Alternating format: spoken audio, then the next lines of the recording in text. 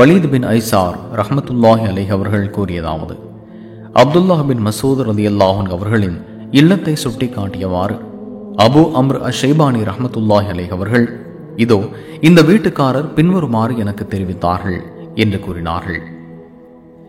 நான் நபி ஸல்லல்லாஹு அலைஹி வஸல்லம் அவர்களிடம், வல்லமையும் மாண்பும் மிக்க அல்லாஹ்விற்கு மிகவும் விருப்பமான செயல் அமல் எது என்று கேட்டேன். அதற்கு அவர்கள், தொழுகையை அதற்குரிய நேரத்தில் நிறைவேற்றுவது என்றார்கள். பிறகு எது என்று கேட்டேன்.